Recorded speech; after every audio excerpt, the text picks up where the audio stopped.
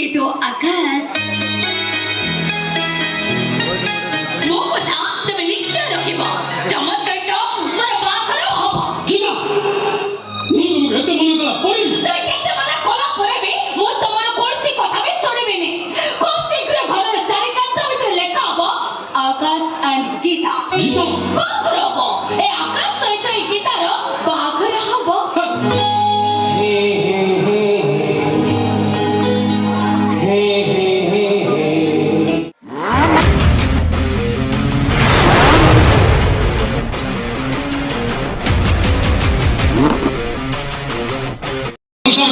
ମୁଁ କାହା କଥା କହୁନି ଆକାଶ, ମୁଁ କେବଳ ତମରି କଥା ହିଁ କହୁଛି।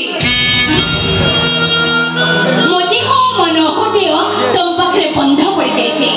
ତମେ କିଣିବା ହାତ ବଢେଇଲ ସତ, ଆପେ ଆପେ ମୁଁ ତମ ପାଖରେ ବିକ୍ରି ସାରିଛି। ସେ ପାଗଳାମି ବନ୍ଦ କର ଗୀତା। ତମ ଗୋଟେ ଏତେ ଭଲ ଝିଅ, ତମ କଣ ବରର ଅଭାବ ଅଛି? ମୁଁ ତମକୁ ବାରମ୍ବାର ମନା କଲା ପରେ ବି ତମେ ମୋ ପଛରେ ପଡ଼ିଛ। ଆରେ ଆକୁ ତ କହନ୍ତି ଭଲ ପାଇବା, ଆରେ ଆକୁ ତ କହନ୍ତି ପ୍ରେମ। ଅବଶ୍ୟ ମୋ ପ୍ରେମ ଏକ ତରଫା। ତମେ ଭାବଲି ଆକାଶ, ତମ ଧନ ସମ୍ପତ୍ତି ଟଙ୍କା ପଇସା ଲୋଭରେ ମୁଁ ତମ ପଛରେ ଗୋଡ଼େଇଛି। ନାଇଁ ଆକାଶ, ତମ ଭଳି ଶାନ୍ତ ସରଳ ମୁହଁ, ତମ ବ୍ୟବହାର, ତମ ମାନବିକତା ଆପେ ଆପେ ତମ ପାଖକୁ ମୋତେ ଟାଣି ଆଣିଛି। କିଛି ବି ଲାଭ ହବନି। କାହିଁକି ନା ଏ ଜନ୍ମରେ ସ୍ତ୍ରୀ ସହିତ ମୁଁ ସଂସାର କରିପାରିବି। ମୋ ପିଲାମାନଙ୍କ ମୁହଁରେ ବାପା ଡାକ ଶୁଣିବାର ଭାଗ୍ୟ ମୋର ନାହିଁ।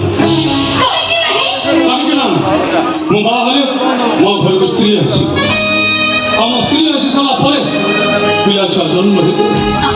ଆଉ ପିଲା ଛୁଆ ଜନ୍ମ ହେଇସାରିବା ପରେ ଆମେ ଭାଇ ଭାଇ ଅଲଗା ହେଇଯିବୁ। ମୁଁ ସତ କହୁଛି ପିତା, ଯୋଉଦିନ ମୋ ଭାଇ ଠାରୁ ମୁଁ ଅଲଗା ହେଇଯିବି ନା, ମୋ ଦେହରୁ ଜୀବନଟା ଆପେ ଆପେ ଚାଲିଯିବ। ଏ ଦୁନିଆରେ ଯେତେ ଦିନ ପର୍ଯ୍ୟନ୍ତ ମୁଁ ଥିବି, କେବଳ ମୋ ଭାଇ ଭାଉଜଙ୍କ ସାଥିରେ ଥିବି।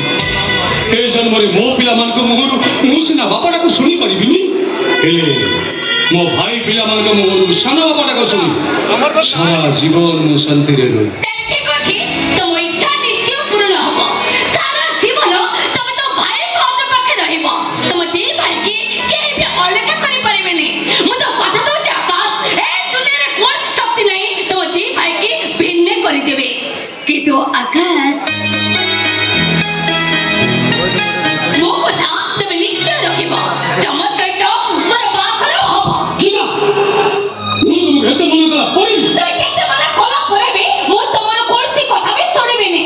ଖୁବ ଶୀଘ୍ର ଘରର ଚାରିକାନ୍ଥ ଭିତରେ ଲେଖା ହବ ଆକାଶ ଆଣ୍ଡ ଗୀତା ବାହାଘର ହବ। ଏ ଆକାଶ ସହିତ ଏ ଗୀତାର ବାହାଘର ହବ।